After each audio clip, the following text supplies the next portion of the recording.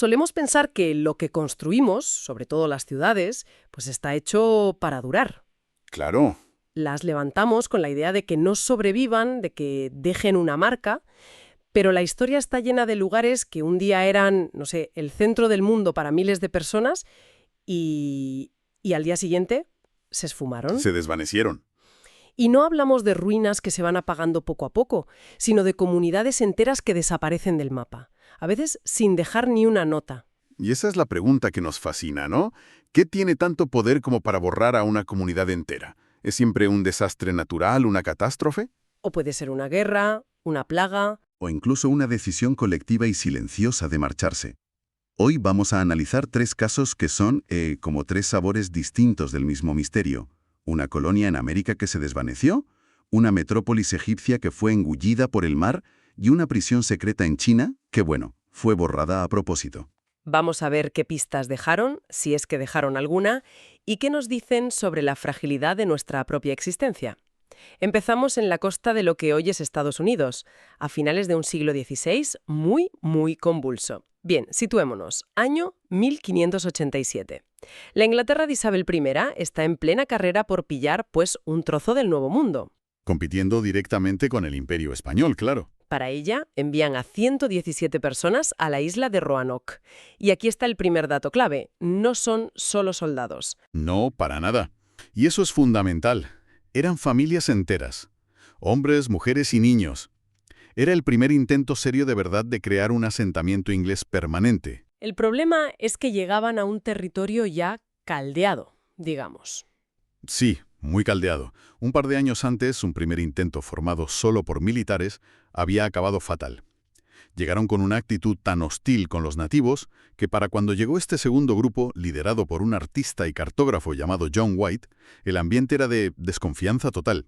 Vamos, que no eran bienvenidos. Y las cosas se tuercen casi desde el principio. Pasan 2 cosas muy significativas. Por un lado, nace la primera niña inglesa en América, Virginia Dare. Que además es la nieta del gobernador, de John White. Un símbolo de esperanza. Sí, pero casi a la vez encuentran a uno de los colonos muerto. Y eso hace que la tensión con las tribus locales, pues, estalle. La situación se vuelve insostenible. Se están quedando sin suministros, el entorno es hostil y están completamente aislados. Desesperados. Totalmente. Así que los colonos le piden a John White que vuelva a Inglaterra a por ayuda. Imagina la decisión para ese hombre. Tiene que dejar allí a su hija y a su nieta recién nacida para cruzar el Atlántico, pero es que no le queda otra. Lo que él pensaba que sería un viaje de unos meses se convierte en una odisea de 3 años. 3 largos años. La guerra de Inglaterra contra la Armada Invencible española lo deja atrapado en Europa. No puede conseguir un barco para volver. Y cuando por fin lo logra, en 1590, se encuentra con el escenario de uno de los mayores misterios de la historia de Estados Unidos. El asentamiento está vacío. Desaparecido. Y aquí es donde la cosa se pone realmente extraña. Porque no es una escena del crimen. No, para nada. No hay cuerpos, no hay sangre, no hay señales de lucha.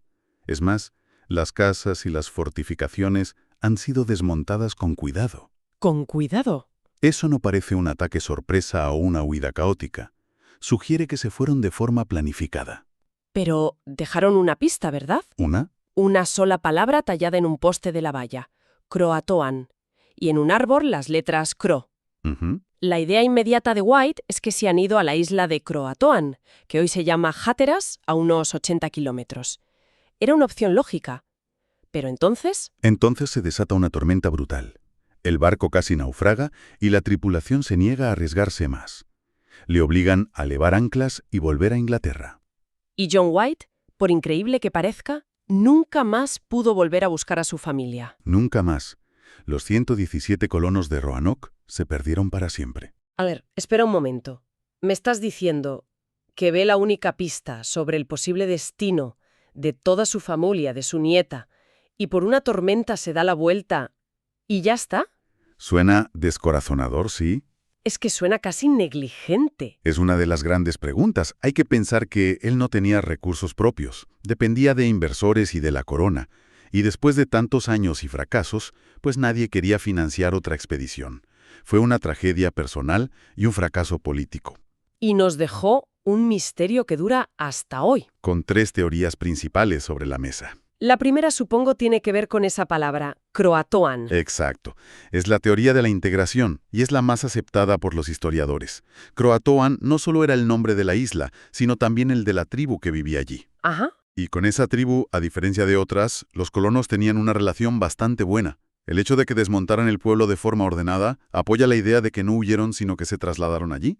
Y con el tiempo se mezclaron con la población local. Se mezclaron hasta que su identidad inglesa, se diluyó. O sea que no desaparecieron, se transformaron. Tiene sentido. ¿Y las otras? La segunda es la del conflicto. Aunque en el fuerte no hubiera signos de violencia, eso no descarta que fueran atacados por otras tribus más hostiles, quizá la misma que mató al colono al principio. Claro. Podrían haber sido capturados o forzados a huir hacia el interior, dividiéndose en grupos pequeños que no habrían sobrevivido mucho tiempo. Y la tercera opción sería que el enemigo no estaba fuera. Sino dentro. Precisamente. La teoría del colapso interno. Es que se les juntó todo. La falta de comida, las enfermedades, las disputas internas, que seguro que las había. ¿Y el aislamiento? Sobre todo, el aislamiento. Eligieron ese lugar para esconderse de los españoles, pero eso también les aisló de cualquier posible ayuda. La colonia pudo simplemente desmoronarse socialmente, y los supervivientes se habrían dispersado por su cuenta. Al final es un misterio sobre la supervivencia, la adaptación o el fracaso absoluto. Es increíble que con una pista tan clara como Croatoan, el misterio siga abierto. Pues sí. Pero a veces, la respuesta a una desaparición no está en un mensaje críptico, sino literalmente bajo nuestros pies. O en este caso, bajo el mar. Y para eso nos tenemos que ir al antiguo Egipto. Sí, a un lugar que durante más de 1000 años se consideró un mito. Casi como la Atlántida, vamos. Textos antiguos, como los del historiador griego Heródoto, hablaban de una ciudad portuaria legendaria en la desembocadura del Nilo. Tonis para los egipcios y Heracleion para los griegos. Exacto. Era la puerta de entrada a Egipto desde el Mediterráneo, el puerto más importante antes de que Alejandro Magno fundara Alejandría. Un centro comercial y religioso de primera, por lo que se cuenta. De primerísimo nivel, allí se celebraban los misterios de Osiris, una de las ceremonias más importantes para la legitimidad de los faraones.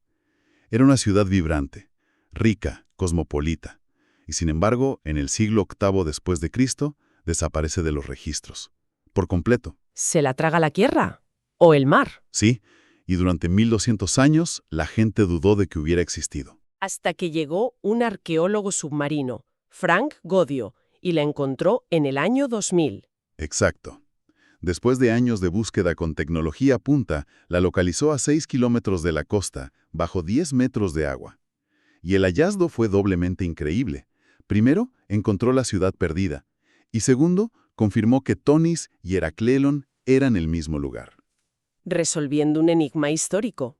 Y lo que encontraron allá abajo es, sencillamente, una cápsula del tiempo. Es que es alucinante. Imagínate ser el arqueólogo que después de años buscando un mito se topa de bruces con una estatua colosal de granito rojo de 5 metros del dios Hapi. El dios de las inundaciones del Nilo. Mirándote desde el fondo del mar. Tuvo que ser un momento de película. Absolutamente. Y no fue solo eso. Encontraron los restos de templos, 79 barcos hundidos perfectamente conservados en el lodo, más de 700 anclas, miles de monedas de oro, joyas. Increíble. También hallaron un cementerio para mercaderes griegos, lo que demuestra que era un crisol de culturas, un punto de encuentro entre Egipto y el mundo mediterráneo. He leído sobre un hallazgo más reciente, un barco militar que encontraron de una forma muy curiosa. Sí, en 2021. Es una historia con una ironía tremenda. Encontraron un buque militar de 25 metros que se hundió en el siglo II a.C. ¿Y la causa? Estaba atracado junto al gran templo de Amón, cargando bloques de piedra gigantescos del propio templo. En ese momento, el templo se derrumbó sobre él. ¡No me digas! Sí, los mismos bloques que transportaba lo aplastaron contra el fondo del mar, pero a la vez lo protegieron bajo una capa de lodo durante 2200 años. O sea que, a diferencia de Roanoke, aquí sí sabemos qué pasó. No fue un misterio humano, sino geológico. Exactamente.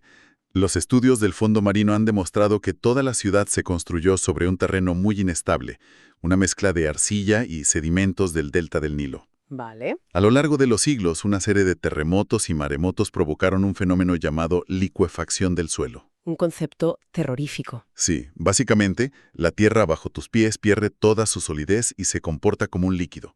La ciudad literalmente fue engullida por el fango y se hundió en el mar. Pasamos de una desaparición por un posible error humano o mala suerte a una por una catástrofe natural inevitable. Pero nuestro último caso es diferente. No es un misterio ni un accidente. Es algo mucho más oscuro y deliberado. Sí. Nos vamos a la China del siglo XX. Nos vamos a las colinas de Chongqing, a un lugar llamado Shazidong. Empezó como algo tan normal como una mina de carbón en los años 20, pero su historia dio un giro siniestro en la década siguiente. Cuando el Partido Nacionalista, el Kuomintang, lo confiscó en plena guerra civil contra los comunistas de Mao. Y lo convirtieron en una prisión secreta. O en algo peor. Mucho peor. Fue un campo de concentración, un lugar diseñado para interrogar, torturar y ejecutar a opositores políticos, principalmente comunistas, pero también intelectuales y, bueno, cualquiera considerado una amenaza. Era uno de los eslabones de una red de terror. Y el misterio no es tanto lo que pasó allí, que por desgracia podemos imaginarlo, sino cómo y por qué fue abandonado tan de repente. Pruebas. Bórrenlo todo. ¿Y qué significa borrarlo todo en ese contexto? Significa la peor de las masacres. Se cree que en los días previos a la caída de la ciudad ejecutaron a cientos de prisioneros que quedaban allí. Madre mía. Los cuerpos fueron destruidos, quemados o enterrados en fosas comunes sin identificar. Quemaron todos los registros, todos los documentos. El objetivo no era solo ganar una guerra, era intentar borrar de la historia que ese lugar y esas personas habían existido. Es decir, el abandono fue el acto final de violencia. Exacto. Cuando las tropas comunistas llegaron a Chazidong, encontraron las celdas vacías, pero con claros signos de un abandono precipitado y caótico, y con rastros de la violencia que había tenido lugar. El misterio de Chazidong no es quién estuvo allí, sino la escala del horror que se silenció a la fuerza. Hoy es un museo, ¿no? Sí, un recordatorio de hasta dónde puede llegar el terror político. Y lo terrible, a diferencia de los otros casos, es que esto no fue un accidente. Fue una decisión fría y calculada. Alguien firmó una orden para eliminar a cientos de personas de la existencia. Es que son tres historias que te dejan pensando. Ronakei es un misterio sobre la fragilidad humana ante lo desconocido. Tony Seraclion es un recordatorio de que estamos a merced de fuerzas naturales que no controlamos. Y Chazidong. Chazidong es una advertencia sobre nosotros mismos, sobre la capacidad humana para destruir y borrar la memoria deliberadamente. En conjunto, lo que nos enseñan es que nuestros asentamientos, nuestra civilización, penden de un hilo muy fino. Creemos que la historia es algo sólido, escrito en piedra, pero puede ser desmontada por la desesperación, hundida por la geología o quemada por la ideología. La permanencia es, en gran medida, una ilusión. Exacto. Y eso me lleva a una última reflexión. Si ciudades enteras, con sus secretos, sus tesoros y sus tragedias, pueden desaparecer de formas tan distintas por una tormenta, por un suelo inestable o por una orden de ejecución, ¿cuántas otras historias, cuántas otras Roanoke o Zacitongs han sido borradas por completo, sin dejar ni una palabra en un poste, esperando en silencio a ser descubiertas o simplemente perdidas para siempre?